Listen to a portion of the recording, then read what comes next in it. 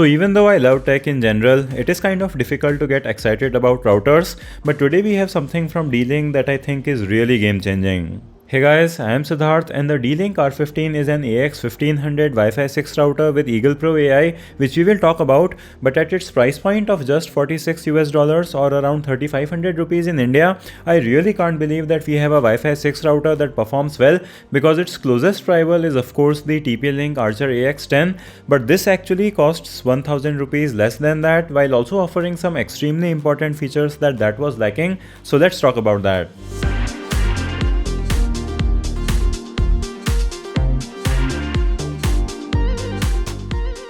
Inside the box, you'll get a manual, the power adapter for the router, an Ethernet cable and the router itself. The D-Link R15 looks pretty decent for a router. It comes in this white color which makes it look a little different. The top and bottom also have very good ventilation and this can also be wall mounted. On the front, we have 4 LEDs in white color which look really nice, and the Wi-Fi LEDs keep blinking like this to indicate activity, but you can turn them off in settings. At the back, you have 3 gigabit LAN ports, a gigabit WAN port and a WPS and a reset button. It is missing one LAN port and a power button from the standard layout, but that will be completely fine for most people.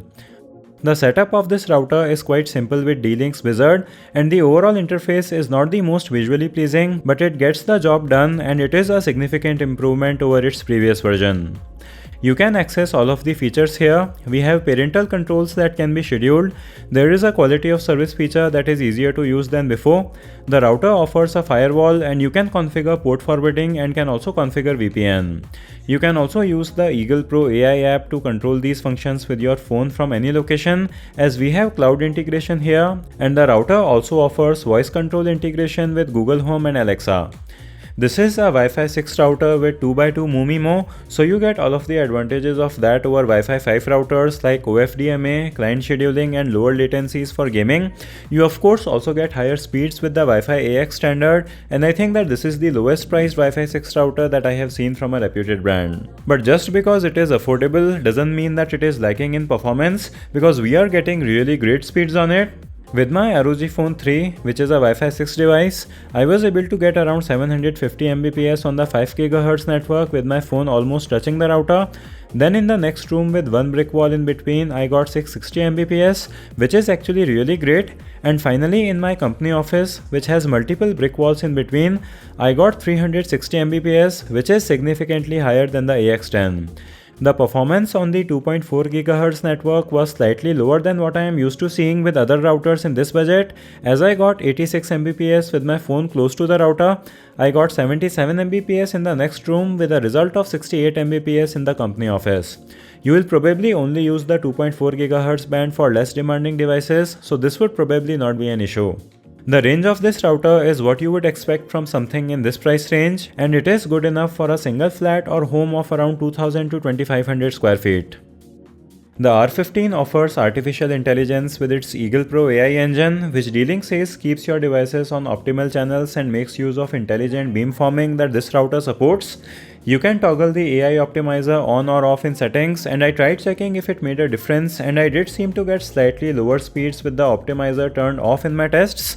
I am not really sure how much the AI is helping here, but you can just keep it turned on and forget it.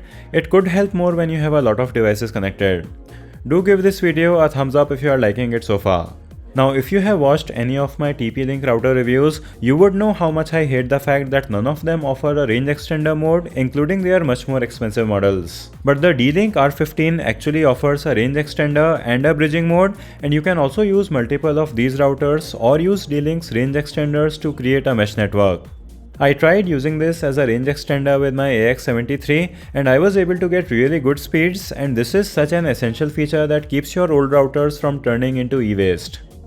So in conclusion, I have to say that this is the best budget router for now, because at its price of just 3500 rupees, it is completely making the TP-Link AX10 obsolete, because in addition to being at a much lower price point, it is also offering slightly better performance overall, and it is also offering a range extender mode with mesh capability, unlike TP-Link's routers which only work with their range extenders and cannot be used individually as extenders.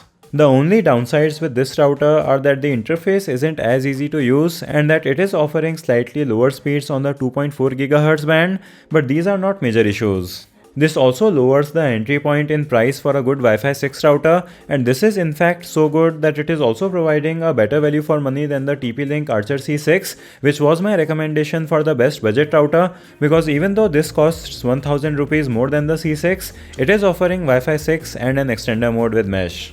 Even though you can spend a lot more on routers, for the speeds that most people have, I think that it should be all the router that you may need. So I'll have links in the video description if you want to buy this. Feel free to leave your thoughts in the comments. Subscribe with bell. Thanks for watching and I'll see you in the next one.